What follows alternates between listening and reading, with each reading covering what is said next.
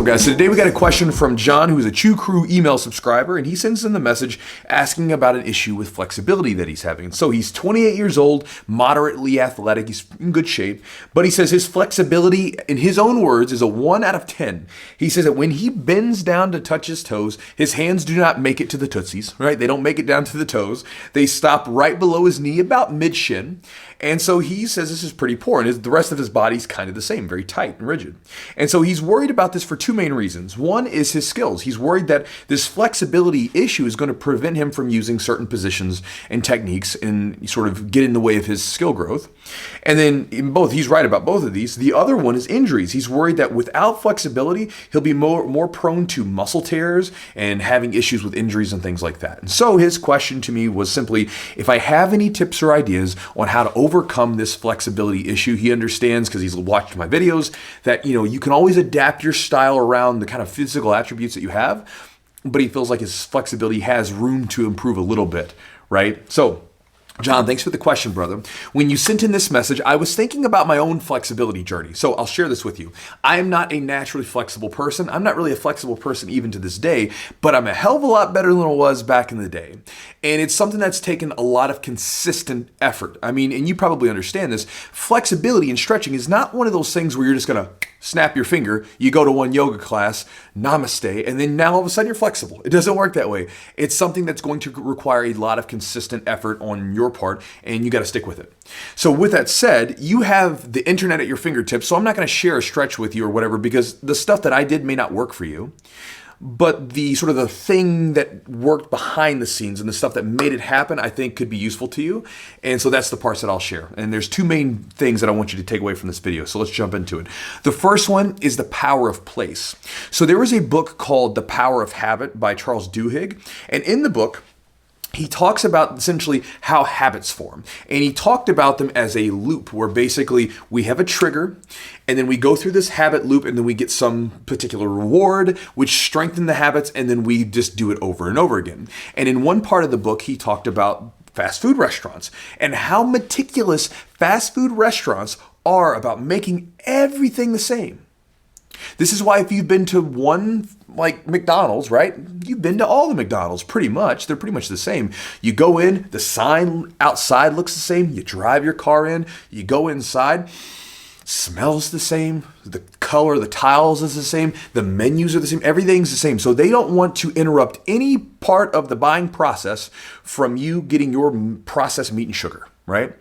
Well, it's funny. I actually went down to McDonald's just recently.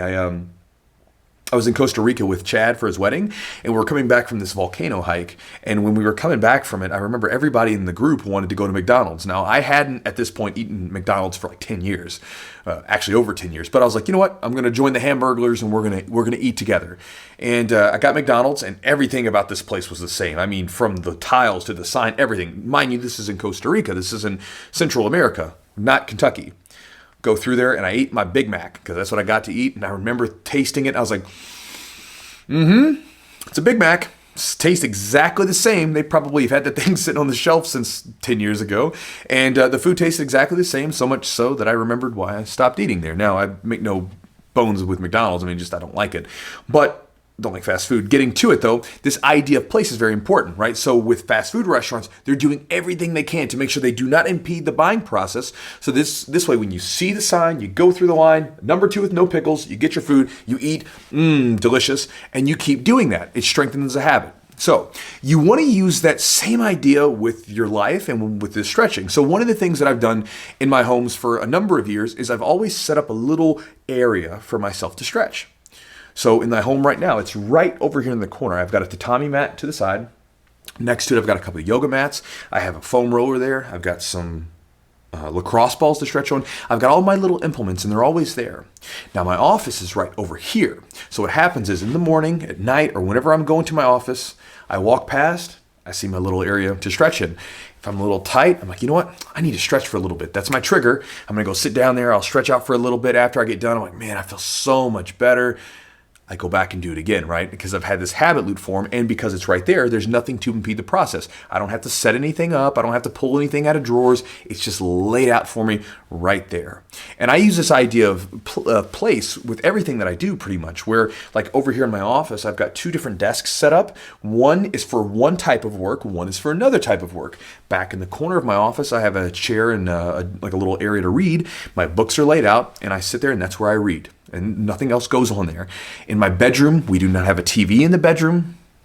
Granted, I don't have a TV in the house anyway, but the bedroom doesn't have a TV, and I would never put one in the bedroom because I don't want to get in the way of my sleep. That's what it's there for. I'm there to sleep and rest. And so sort of that idea of place is important, and I think it can be useful with your stretching because, again, you're going to have to be consistent, and you want to do everything you can, just like the fast food restaurants they want to do everything they can to make sure you get in there and eat your burgers or your tacos or whatever you're going to get. You want to make sure you do everything you can to make this process as easy as possible for you and make your environment support you with what you're doing. So carve out a little area in your apartment, in your house, your bedroom, whatever you got, and make it dedicated to your stretching regimen so this way you can stay consistent with it. Now, the other thing that I would share with you, John, and this is a big one, is you may consider talking to a physical therapist. So for me, I have had Eugene to look at my body over the years.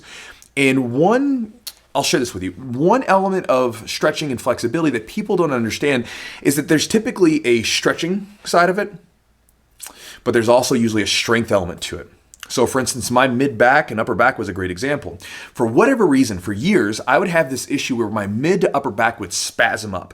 Literally in the middle of doing whatever it was, I would all of a sudden, I would like feel this pain in my mid back and like I couldn't move. It's like I couldn't take a deep breath in, and it maybe felt kind of good to stretch a little bit, but it didn't get rid of the issue, and it would pop up like once, sometimes twice a year. And it did this forever. I mean, since I was in my 20s. And I remember with Eugene about 5 or 6 years ago, it happened, and we were talking about it, and he looked at my body, he was telling me, Chewy, your biceps and your forearms and your pecs, all these muscles are so tight and strong because what do we do in jiu-jitsu all day? We squeeze. Even when we're fighting in underhooks in here, we're here. If I'm boxing, I'm in here in a tight shell. So these muscles are so strong.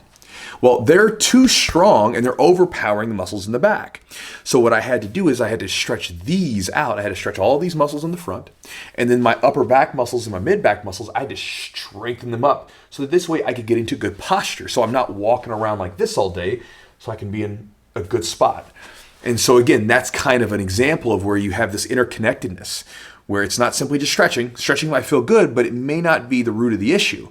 In my case, the root of the issue was I had weak back muscles and too tight here. And so you kind of have to do both. So I would get a physical therapist to look at it with you. It might be kind of pricey, but it's good money, well spent, because again, you're going to be for yourself. Your body, your health, that's worth more than anything else, I think, at least in my opinion. So I think this video is long enough. Just a couple ideas for you, John. So number one, set up a place for yourself to stretch. So this way it's always available to you and it's always waiting for you. Make your environment support you. And then 2, consider working with a physical therapist or someone of that same kind of nature that could look at your body in a very sort of scientific, objective manner and go, this is messed up. We need to do this, and you need to do these exercises, and could maybe give you a particular customized program to help you deal with this issue. So hopefully that's useful to you, John. And thank you so much for the question, and I'll talk to you guys next time.